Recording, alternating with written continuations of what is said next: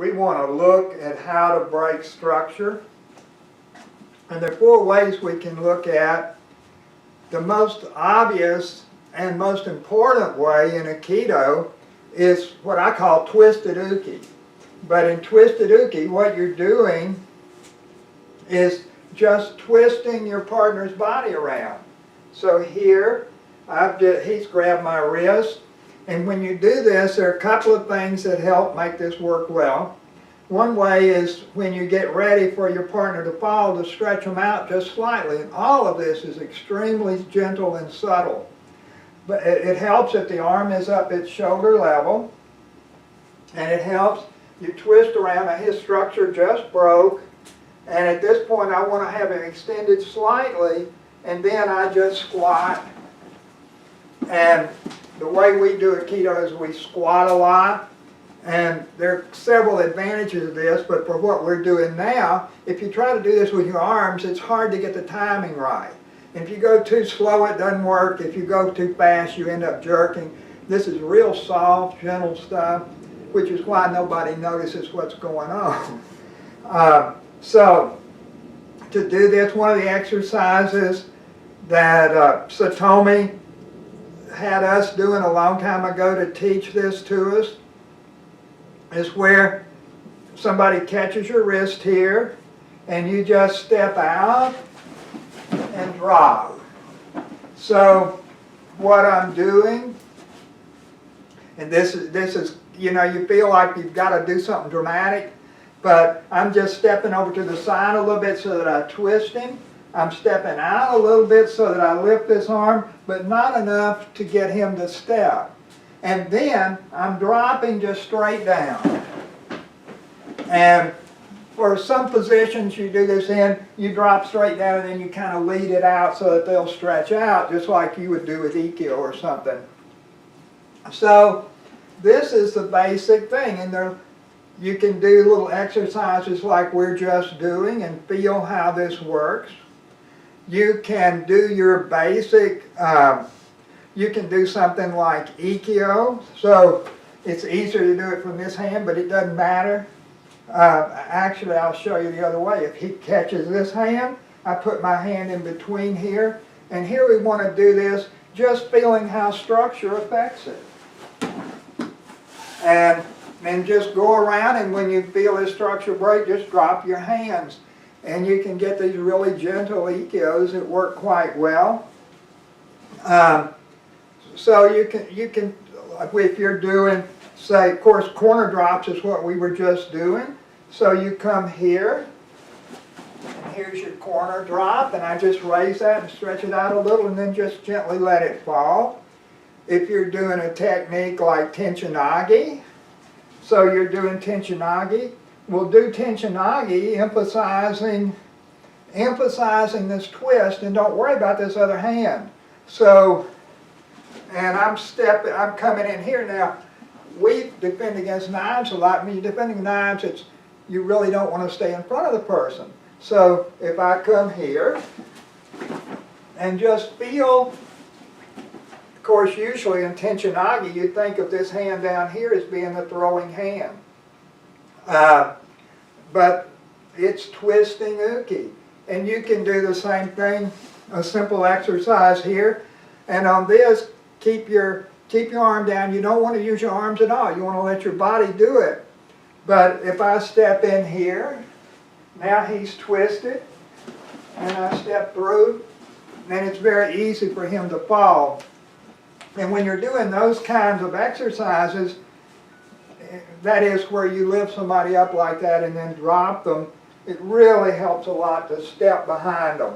So I can do that same kind of exercise where I step here. You see he's twisted back, and then this falls. And doing these exercises, doing this twisted uke is not unique to Aikido. I've practiced with they had a wrestling club at U of L that I was in as long as it existed, and they would get down to wrestle, change, because I want to go to the side they can see. So what the wrestlers would do is grab this arm and pull it over and twist here and go in for the leg dive. Well, of course, the way they're thinking about this is to just get the arm out of the way so they can get to the leg. But in doing that, they're twisting uke. So they could have just twisted uke and just dropped the arm and just thrown the guy this way. I mean, and in judo, let's turn this way. So, you know, if you're playing judo, you're here. Well, this is a kazushi arm. You're doing your kazushis here. So if you're coming in for a seyanagi or something, you know, you're coming, something like that. It's been a long time since I've done much of judo. But here again, when you come in, you know, nobody ever talked about it this way in judo when I played, but you come here, you're twisting uke, and you just throw it. So it's not just Aikido, HEMA, historical European martial arts, talk about breaking structure a lot in their grappling.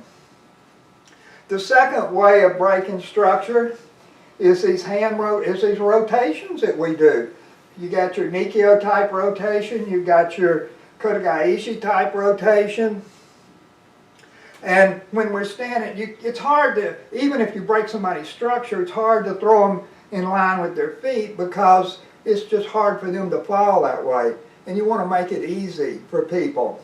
But if we stand facing each other and say, I offer my wrist palm down, then I stretch out a little bit, just get this little bit of twist for Kotegaeshi, Kotegaeshi type twist. It makes it easy for him to fall. I bring this out and see, I'm trying, it's hard to do anything without rotating their body. But if I bring this out a little like this and drop it, with a Nikyo type twist, you can see then that if I don't have the twist and I try to just drop this, it doesn't work near as well. But if I put in a little twist, play with it and see, experiment, just see what you feel. And once you have that little twist, then you can do, you don't need to raise the arm. So if I have the arm down here, I can come around and get this magical kind of effect just by being so soft and so gentle. And all of these, you don't want to hurt your partner at all. So that's two different ways. One is rotating arms. The other is twisted uke, or you know, and when people talk about twisting somebody's arm to get them to do something, this is what we're really good at Aikido. A third way of doing this is that I like a lot. Say that he grabs my wrist, and I'm going to do kokyunagi. So I'm coming in here to do kokyunagi. So you can do this on any arimi, if you can do it with ikkyo, kokyunagi, anything where you're doing arimi. But you come in, and as you come in here, you just brush his leg. And this is very soft. Your partner should never be aware of it. Somebody watching it should not be able to see it. But it breaks their structure.